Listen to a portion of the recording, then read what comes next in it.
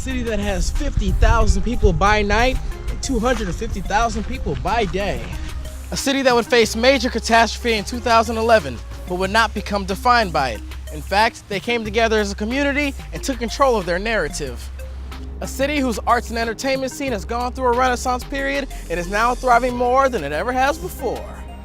My name's DJ Rocket. Today we're in the city of Joplin, and this is Travel America.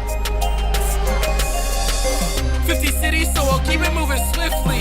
It's a journey, oh my friend, are you with? Are you with? It's great fun, we'll have laughs, we feel giddy. We'll go town by town, then city by city. Let's travel America. Let's travel America.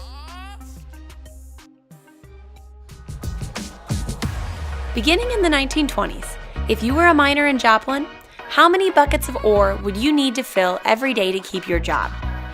A, 5, B, 20, C, 40, or D, 80? Stay tuned till the end of the episode to find out the answer.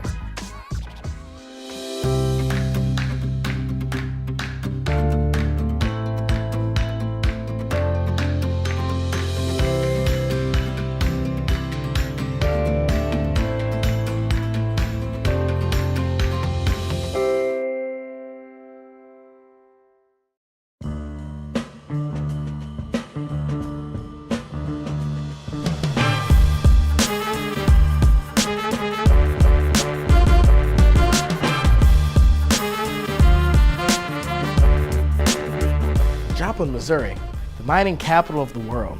Let's see just how they became so legendary and why they do call it the Boomtown. Let's go find out. So the history of Joplin, where do we even begin? Well, you actually begin underground. Most towns, they talk about building from the ground up. Joplin was actually built from the ground down. Well, these are the main things that were mined here. This is lead, galena, and this is zinc, sphalerite. This is the jack. So a single miner would have to fill up one of these in a single day. He would have to fill up 80 of them to keep his job. 80 of these to keep his job. And then once he hit the 80 mark, he would earn a bonus. Talk and about he would pressure. make 6.5 cents a bucket. Goodness. Is this a system that would be majority used to the 1900s? This one here would probably be used from the 1920s on up until the mines closed in the 70s. It would have been pretty much unchanged. Okay. And they use gravity and sleds to move the ore to different positions where it's crushed down until it's finally the size of sand. Gotta go places and do things. Maybe to forget.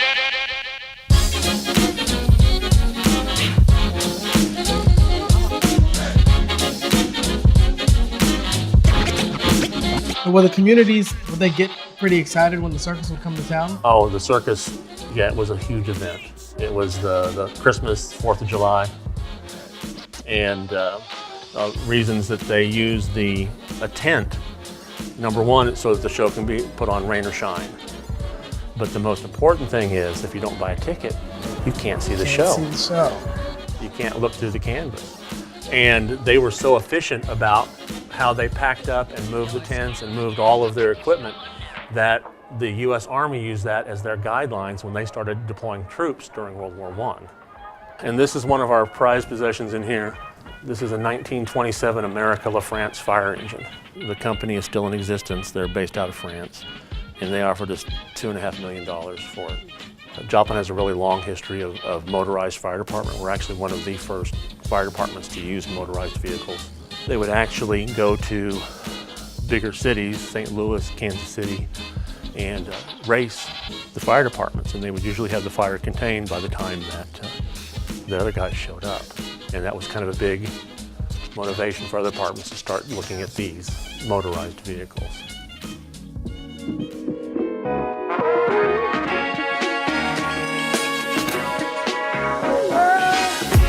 Next, we make our way to a true favorite in the city of Joplin, the Candy House Gourmet. I noticed that, we're walking through here, there's really pretty much a big variety of almost anything you can think of. There is.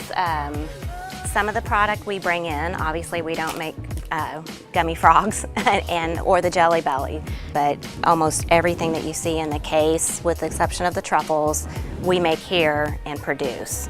Peppermint cream is new, and it's actually better than a York peppermint patty. It is. And that was just us kind of spitballing in the back and came up with a neat idea for that. We've got a new banana cream, and then came up with a banana split.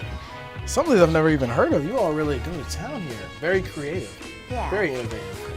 So tell me, do you all have official candy tasters, and is there a way to apply for that? Just us. Okay, all right. Well, so it looks like they're mixing up the caramel right here. I think we're at about 222 degrees. Very hot. It looks very delicious.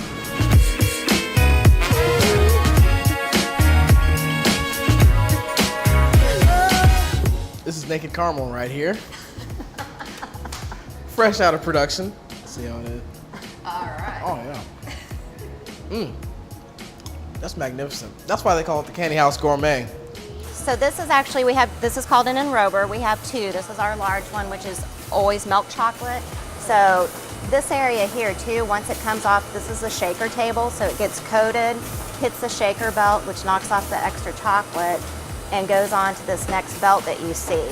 So once the detail work is done here, it actually hits the cooling tunnel, and within 10 minutes, it comes out the other side, and it's ready to be either packed straight into a box or gets put into what we call a packer box, which would be stored and put on the packing station. This here is called a tote or a unit, and then it's 1,800 pounds of chocolate. Wow. And so this actually is... Oh my goodness. There's a hammer Yep. to break the chocolate up. Absolutely. Goodness. This is our milk chocolate, and each bar weighs 10 pounds, so a total of 1,800 pounds. 1,800 Yep. pounds of chocolate. You all are really giving Willy Wonka a run for his money. We are. Well, Kara, thank you so much for allowing us to come Well, into we the Candy House appreciate it. Gourmet and give us the grand tour and really behind the scenes of a place that really does make magic for the city of Joplin. Well, we appreciate you coming. We are now at the George Washington Carver National Monument in Diamond, Missouri, which is only about 20 to 30 minutes outside of Joplin, to learn about the life and legacy of George Washington Carver, a man who would rise above so many obstacles to be able to make the impact on the world that he did. Let's go find out what exactly happened.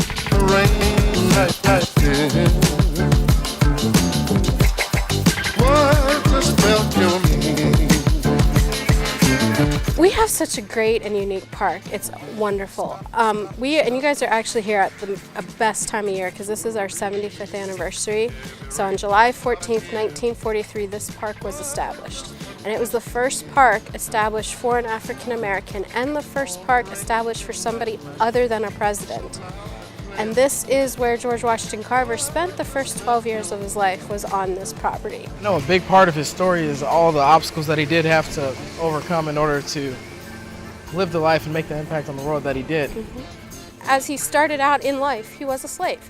But after that, after the war ended, he got an education. He was determined, so determined to get that education, that he would walk 8 miles, 75 miles, whatever it took to get that education. Yeah, the rain drops here on my rain like this. What the spell you need? One thing he strongly believed in, you don't waste anything. We think about today, we go buy the paint that we want. But what he used was everything around you. Take a look, you could get color right from the trees, right from the flowers.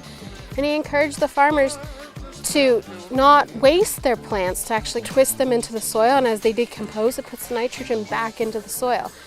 And in that time, he spoke to over 2,000 farmers to help them plant better crops and become more efficient, more self-sufficient. It's really the knowledge that he gained through his experiences. He was able to put back out and teach other people to improve their lives and the way they went about growing. And it's remarkable. This statue represents George as a young boy. When he was young, he spent a lot of time indoors, and he did a lot of stuff with like cleaning and cooking and doing a lot of housework. But then once all of his housework is done, he would spend hours walking through these trails. And this statue kind of represents that. And it also brings you back to his connection to plants, because the plant that's in his hand represents his part of being the plant doctor.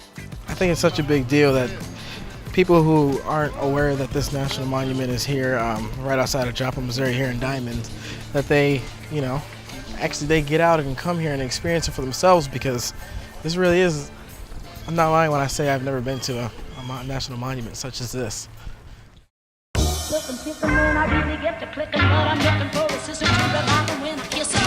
We are now at Joplin's premier cultural event, and ladies and gentlemen, it is happening around here. People are out and about, dancing, there's live entertainment, live vendors, people are having a good time, there's buying different things, there's vendors of all sorts of things. And it's really cool because you see the community come together. The beauty about Third Thursday here in Joplin is that you can just stroll down the downtown street, hang out, enjoy the live music, some awesome people hanging out, just chilling, and let's see what it's all about. It is a pleasure to meet you, Charlie. I'm DJ here with Travel America TV. Can you tell us a little bit what it's like to be at a Third Thursday event here in Joplin, Missouri? It's a blast. The whole community comes down. As you can see, our streets are packed. The weather is nice, thankfully. Very nice. And it just kind of brings us all together. Lets us know what is available in Joplin as well. So it's lots of fun. Can you tell me a little bit about Third Thursday? A little bit about Third Thursday. Yeah. So it happens on the third Thursday of every month, just like the name, here in Joplin, and it stretches from that end of town to the other end of town. It's a pretty great event. There's live entertainment, people dancing, singing, and having a good time. Are you from Joplin? I am, yeah. Very nice. Yeah. Jake, can you tell us your favorite thing about Third Thursday here in Joplin, Missouri? Third Thursday is a really cool thing where we all just kind of come together as a community, and we really get to see, what we have to offer here. Right. All the different aspects come. There's a lot of art, a lot of local, just small businesses trying to make their name out here, and it's a really cool place to get exposed. It's a really good place. Yeah, for sure. Yeah, it's a wonderful time. Yeah. It's nice to meet you. Hey, for sure. DJ. Thank you Take so it much. easy. Oh, how I love Joplin, Missouri. I love the community, and I love the scenic beauty. Right now we are at Grand Falls. It's actually Missouri's largest year-round waterfall. And it's more than just your average stop and stare kind of scenic outlook, because you can make your way through this very interesting landscape. You can climb down the rocks and near the creek and just really get a very unique chance to enjoy the Ozarks in a very special way here in southern Joplin. Because there really are so many beautiful and special places in this country that I really think that you deserve to see. That's why I invite you to come on all of our journeys to Travel America. Please subscribe to our YouTube channel and share our videos with your friends and family. Because every city has a story, and we believe that each story deserves to be told together as we Travel America. Beginning in the 1920s, if you were a miner in Joplin, how many buckets of ore would you need to fill every day to keep your job? The correct answer is D, 80 buckets of ore. If you filled over 80, you would then receive a bonus of 6.5 cents a bucket.